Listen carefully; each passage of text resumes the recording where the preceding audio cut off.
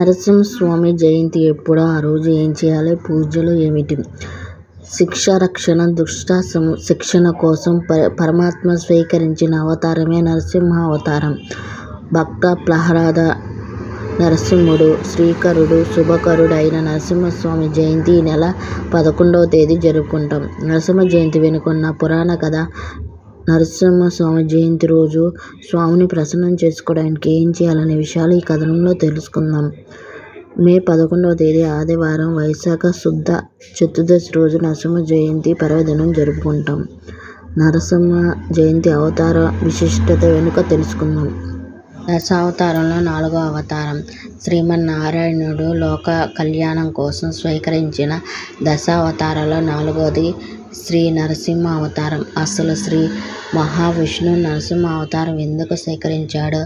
ఆ అవతార పరమార్థం ఏమిటి అనేది ఇప్పుడు కథనంలో తెలుసుకుందాం. హిరణ్యాక్షుని సంహారం. కశ్యప ప్రజాపతి భార్య దితికి హిరణ్యాక్షుడు, హిరణ్యకశిపుడు అనే 2 కుమారులు జన్మించాడు. హిరణ్యాక్షుడు అనే అమితమైన బలవంతో గర్వంతో విర్రవీగి దేవతలు యుద్ధంలో ఓడించి భయభ్రాంతులు చేయసాగాడు. చివరకు పాతాళ లోకంలో భూదేవిని రక్షించిన వరాహమూర్తి అవతారంలో శ్రీ మహావిష్ణువు కూడా కవ్వించి యుద్ధానికి ఆహ్వానించాడు. అప్పుడు జరిగిన భీకరమైన యుద్ధంలో హిరణ్యాక్షుడు మరణించాడు. హిరణ్యకశిపుని ఘోర తపస్సు.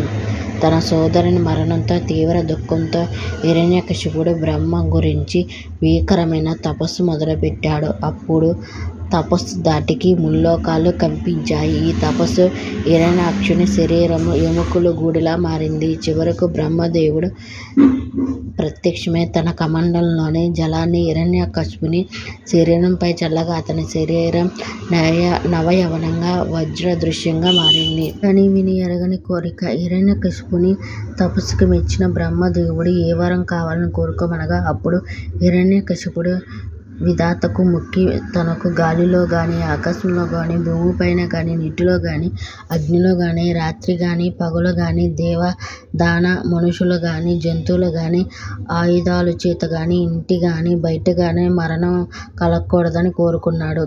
తథస్తు అని బ్రహ్మ వరాన్ని అనుగ్రహించాడు. గర్వంతో రెచ్చిపోయిన హిరణ్యకశిపుడు బ్రహ్మ నుంచి పొందిన వరం గర్వంతో హిరణ్యకశిపుడు ముల్లోకాలను జయించి ఇంద్రసింహాసనాన్ని ఆక్రమించాడు. పంచభూతాలను నిర్బంధించాడు. మహర్షుల తపస్సులు భంగం చేశాడు.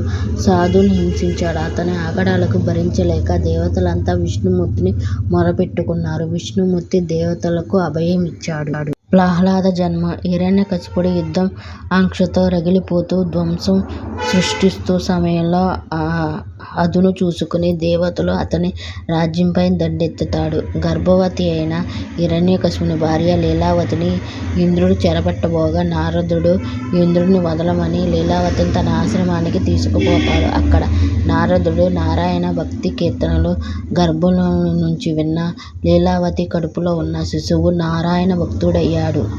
రాక్షసుని ఇంట మహాభక్తుడు. హిరణ్యకశిపుడు రాజ్యానికి తిరిగి రాగానే నారదుడు లీలావతిని అప్పగిస్తాడు. కొన్ని రోజులకు విష్ణు ద్వేషి హిరణ్యకశిపుడి ఇంట మహాభక్తుడు ప్రహ్లాదుడు జన్మిస్తాడు. ప్రహ్లాదుడు తల్లి గర్భంలో ఉన్నప్పుడు విన్న నారాయణుని భగవత కథలు వాస్తవాల వల్ల పుట్టుకతోనే నారాయణ భక్తుడు. నోరు తెరిస్తే శ్రీమన్నారాయణ నామం తప్ప మరొకటి ఉండేది కాదు. హిరణ్యకశిపునికి కంటకంగా మారిన ప్రహ్లాదుడు. హిరణ్యకశిపుడు ప్రహ్లాదుని విష్ణు భక్తిగా మానించాలని, శ్రీహరి నామం ఉచ్చరించకుండా చేయాలని అతను ఎన్నో హింసలకు గురి చేస్తాడు. చివరిక్కడ శ్రీ ఉన్నాడు నీ శ్రీహరి ఈ స్తంభంలో ఉంటాడా చూపించు అనే ఆగ్రహంతో తన చేతులతో గదంతో స్తంభాన్ని బద్దలు కొడతాడు. నమో నారసింహాయ. వైశాఖ శుద్ధ చతుర్దశి సాయం సంధ్య సమయంలో దిక్కులు పిక్కటిల్లేలా పెద్ద శబ్దంతో స్తంభం నుంచి నరసింహుడు ఉద్భవించి హిరణ్యకశిపుని సంహరిస్తాడు. బ్రహ్మ హిరణ్యకశిపుని ఇచ్చిన వరం ప్రకారం పగలు రాత్రి సంధ్యా సమయంలో ఇంట్లో బయట గడప మీద ఆయుధం లేకుండా నరుడు జంతువు కాని నరసింహ అవతారంలో ప్రాణం లేని ఆయన చేతి గోళ్లతో హిరణ్యకశిపుని కడుపు చీల్చి అతన్ని సంహరిస్తాడు. నరసింహ జయంతి రోజు ఇలా చేయాలి. నరసింహ జయంతి రోజు నరసింహస్వామిని ధూప నైవేద్యాలతో యథాశక్తి పూజించి స్వామి ఉగ్రహ రూపం శాంతింపజేయడానికి స్వామికి వడపప్పు పానకం నివేదించాలి. అనంతరం శ్రీ లక్ష్మీ నరసింహ కరబల సూత్రం పఠించాలి. ముఖ్యంగా ఎవరైతే కోటి సంవత్సరాలు తీరని కష్టాలతో ఉంటే నరసింహ జయంతి రోజు ఆలయంలో స్వామివారిని దర్శించి తులసిమాల సమర్పించాలి. ఎప్పుడైనా కోపం ఆవేశంతో ఉండేవారు ప్రతిరోజు సాయం సంధ్యలో వేళ లక్ష్మీ నరసింహ కరబల సూత్రం చదువుకుంటే ప్రశాంతంగా ఉంటారు. నరసింహ జయంతి రోజు నరసింహ అవతార కథ విన్నా చదివినా అన్ని కష్టాలు తొలగిపోయి సిరి సంపదలు కలుగుతాయి. ఓం శ్రీ నరసింహాయ నమః.